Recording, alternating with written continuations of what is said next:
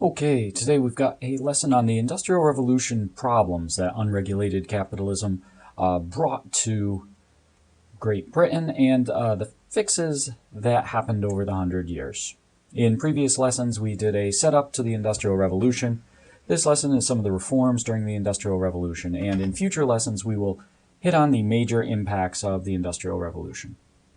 Now, it's important to note that even though there were a lot of problems and quite a bit of suffering with the masses during the initial parts of the Industrial Revolution, enough fixes happened over the 100 years, 1800s, that people ended up becoming happy enough. They were happy enough with the situation and saw enough reward with their new industrial urban life that they did not revolt. They did not revolt and go into communism. Also, the fixes were just enough to make life tolerable for the time and provide opportunity.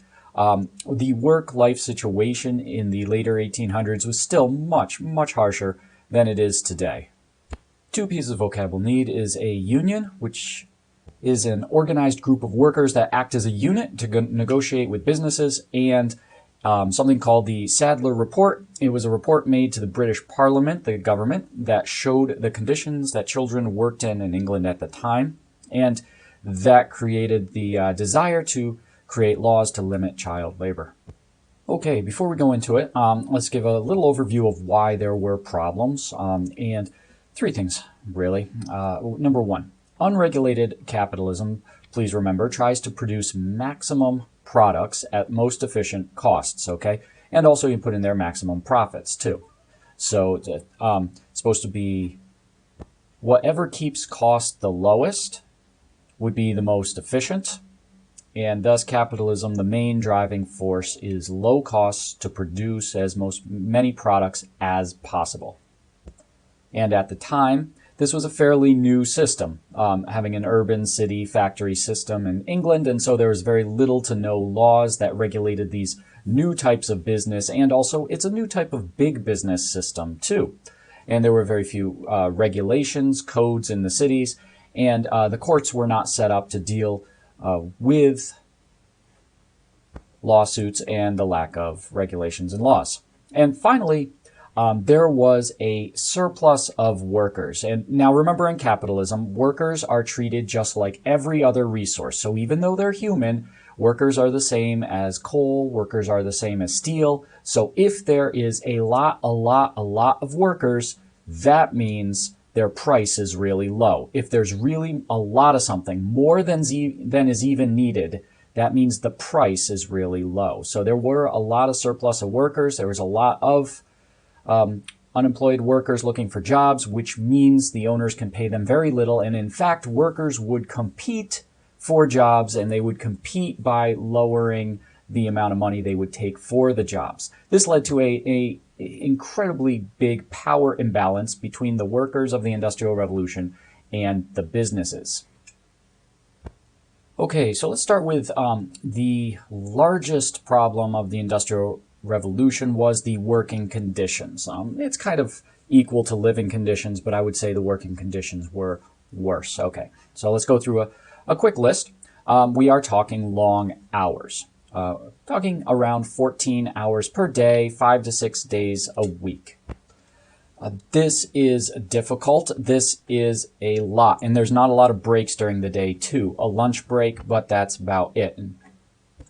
This type of schedule is doable in the short term, about 1 to 2 years. And even so, it takes a huge physical toll. And if the job is physically demanding, it's not sustainable. Okay, humans cannot work this long, this hard for months and years on end. And we see that reflected in the average life expectancy of some of the worst cities and some of the worst working and living conditions. The average life expectancy of somebody went down to 17 years old.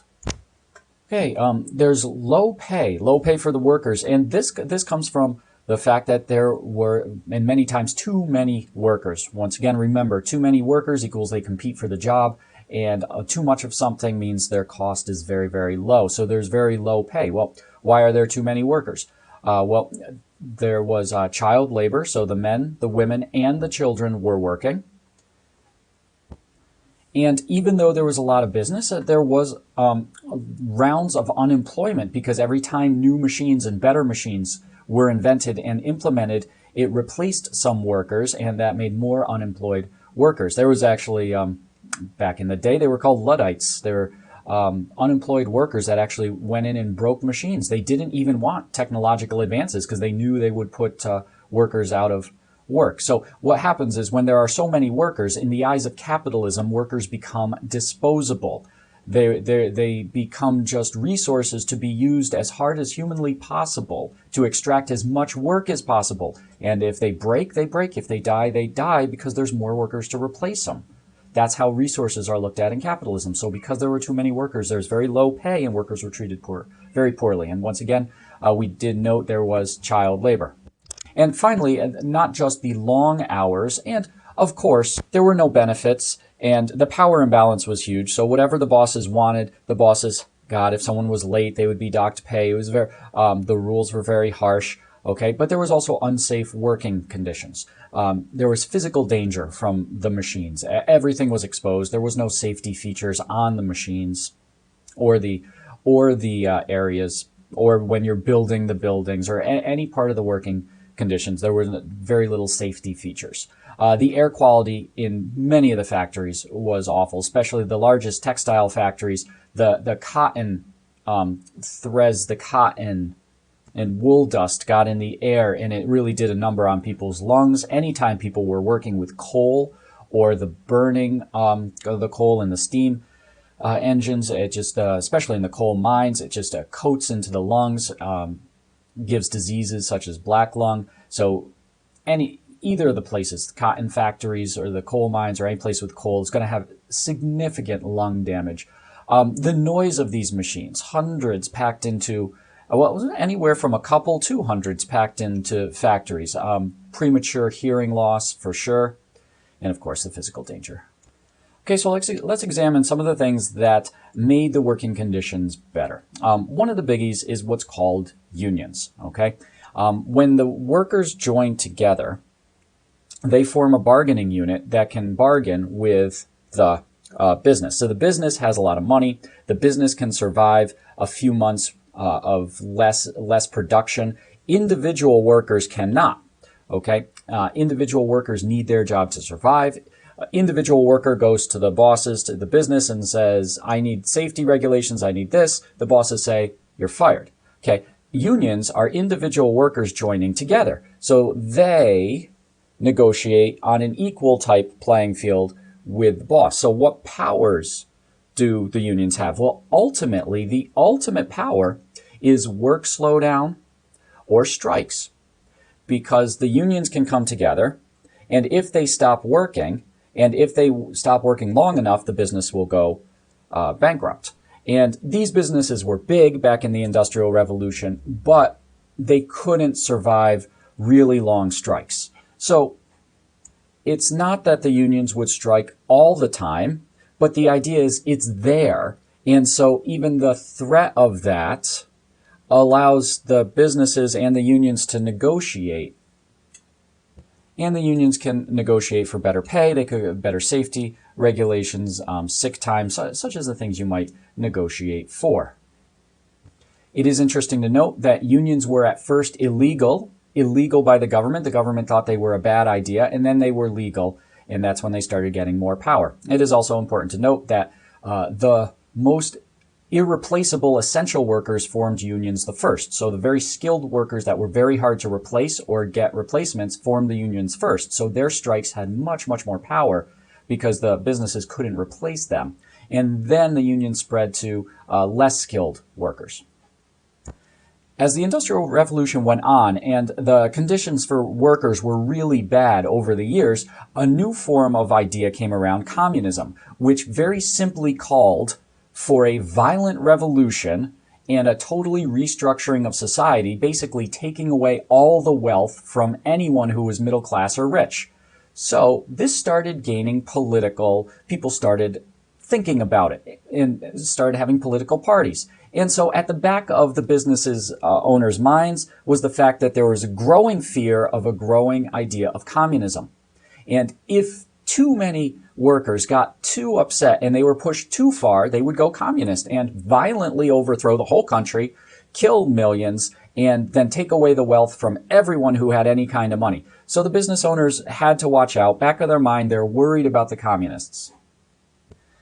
And finally, something that made a big difference was that the government of Great Britain started catching up with laws. At first, all this business went really quickly, and the laws weren't there for this new type of city, factory, big business. Well, eventually, the leaders of government said there's got to be some sort of regulations, and so over the years, they put in new regulations. The examples that we're going to give right here is it starts with child labor. We'll give 3 examples. So for child labor, the Parliament, the government in England, commissioned a report to investigate, and they went out and they searched and they got stories from children, former child workers. They got firsthand reports. People reported back to the government, and that report was called the Sadler Report. I think it was Michael Sadler was the commissioner of the report, the chairman of the committee, I believe.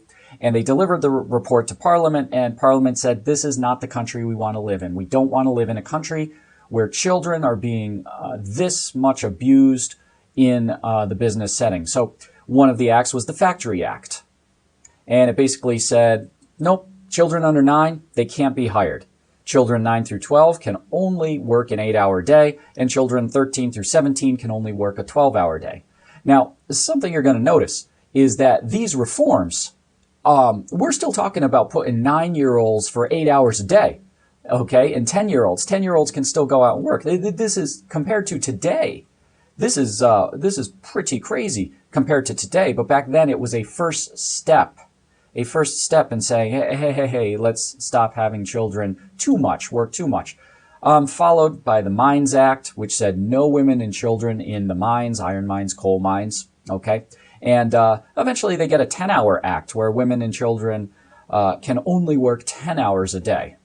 So you see, we have straight up government laws that are, number one, making working conditions better. And there were more different laws other than this that did safety regulations and stuff like that.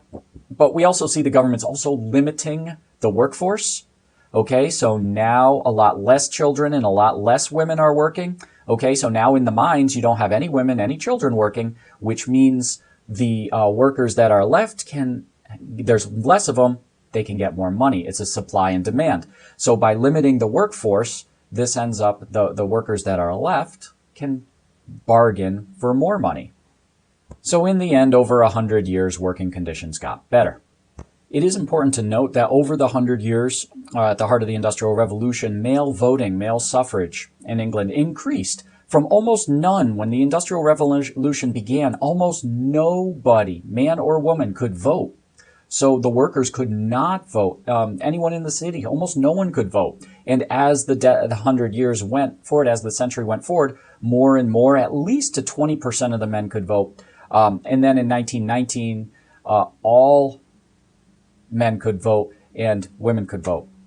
Or at least I think in England, some to most women and all men could vote. So think about it. The more people who vote, the more workers who vote, the more city dwellers who vote, they will vote for government reforms often. So the more voting allows the voices to be heard and promotes some reforms. All right, the second major problem that workers, city dwellers had to face was poor living conditions, okay? Major apartment complexes called tenements were crowded, and in order to save on rent, multiple families would stay in the same very small apartment, okay? So dozens and dozens of people in small apartments. Once again, these living quarters were fairly expensive, and we get to the idea that there's not enough apartments and many families, which drives the price up. Okay, there's poor sanitation and unclean water. So what we get is water sources were contaminated by bacteria, viruses. Okay, so it was unclean water. And I think at the beginning of the Industrial Revolution, they didn't even really know that certain diseases were passed by the water too. So it was only later that people started figuring out what's actually spreading. There's a huge outbreak of cholera was probably the most famous disease, but there were plenty of other diseases. When I say sanitation, it's mostly waste removal and garbage removal. Okay, the sewer systems were in these cities were underdeveloped, so you had sewage on the street. There weren't cars, so any kind of horsepower was horse, which comes with horse waste. Any kind of wastewater poured onto the street, so we have very poor sanitation, unclean drinking water. Because the cities grew up so fast and quickly, the government didn't have time to create a good police force in many of these cities or a fire department, so crime was high. And a lot of these buildings, there weren't building codes, so these buildings, these tenements, these apartment complexes were built very dangerously. They were fire hazards. This is not a new thing for back in the day. They did not have the same fire protections as we do now, so it was a pretty big hazard. And the cities had heavy pollution, so much that it very much affected the human quality of life. Most of these cities had a river that went through it. The river was used for human, animal waste, and factory waste. Okay, harsh chemicals that were used to dye clothes, to create a lot of different goods were just dumped in the river. And this is one of the water supplies that people drank from. It's just entirely unhealthy. The stench and the fecal matter and the danger and the contamination were out of control. The air anywhere near the factories was full of smog and soot. Okay, there could be a thin layer of ash at any time because these are just coal-fired continuously. And there's, of course, noise pollution and light pollution, but they're not going to be able to fix that hardly at all. Eventually, there's going to be gas lights on the outside, and eventually they're going to get to electric lights. But just now, it's something that when nighttime comes, the light doesn't go away, and it's supposed to be dark at night. And, of course, cities are very noisy. These are probably the least worrisome out of air and water, and, of course, you're going to get soil pollution, et cetera, et cetera.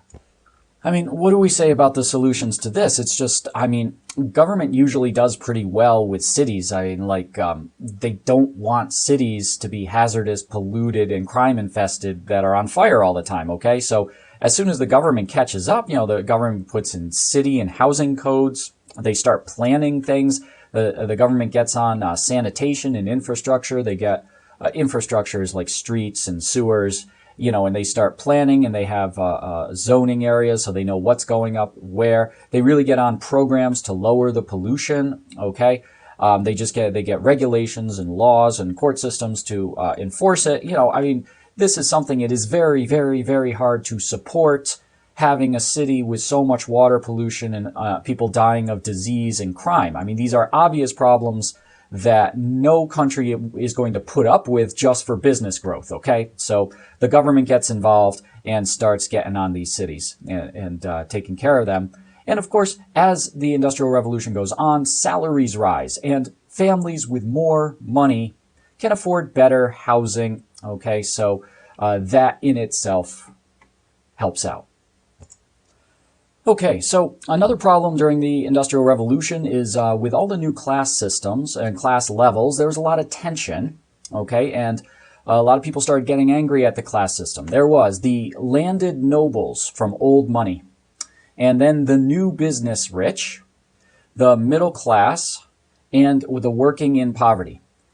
So let's discuss some of the tensions. Well, the nobles certainly didn't like the new rich. But the nobles are on the way out. Their time as the top of society are going away. They are just going to become landowners, and they're not going to have the money as business. The new wave of the future is industrial, factories and businesses. And so the new rich are going to take over the upper class.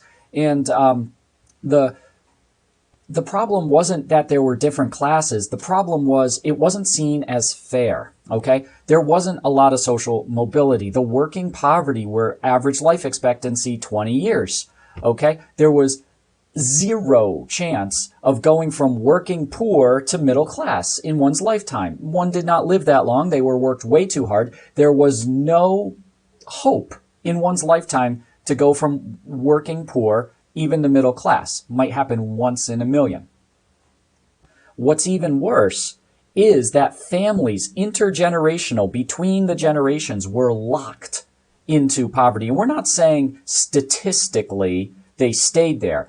No, we're saying it's virtually impossible. Even with the best choices and hard work, it was virtually impossible for working poverty to become middle class, and their children, nope, and those children's children, nope. And see, that's what people don't like about a class system. People like a class system. They're okay with it if they're living a comfortable life and if there's the realistic hope or possibility of choosing to move those classes. That doesn't mean every working poverty family will move into middle class or that they even want to, but the fact that they know if they make their right choices and they work a little harder, they could move up a class.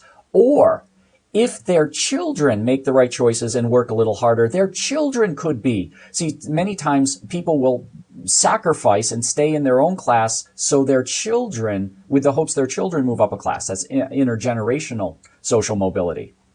And when people feel that and know that they have the ability, then they're kind of okay with a class system. But that was not happening in the Industrial Revolution. People felt locked. They felt like they could not move, and thus no matter how hard they work, no matter what right choices they make, they and their children's children were locked into working poverty for the rest of time or middle class for the rest of the time, and the rich were very happy. Okay, so what fixes that? Well, more social mobility, okay? So first off, children weren't working, or at least they weren't working till age 9, and then later they weren't working, and when they were working less hours. So children started being educated in a school system, which meant if a child worked hard and learned what they had to learn, they could get into a middle-class job or get enough money to be rich. So child education system was an opportunity for the next generation to move up in class and get better jobs. Longer life expectancy and limited work hours, less work hours equaled more time. More time equals someone could put in extra hours and earn extra money, save up, invest, okay? More time to work on saving up for their children or saving up for themselves to move up and maybe save some money and get up in social class. And it became clear that the children and the grandchildren were not locked into a class if the children and the grandchildren worked hard, got educated, found a good job, maybe not in that order, and then there truly was intergenerational mobility. So that, combined with a better standard of living, higher pay, just more comfort, more inventions, people started becoming more happy with life, and so they didn't mind the class system as much. Okay, I'm not really sure where to put this, but with everything else that's happening, England, and of course the US, wherever the Industrial Revolution was going on, there's ever-strengthening legal system, okay? So the courts could enforce laws and regulations and assign punishments if businesses didn't live up to what they should be.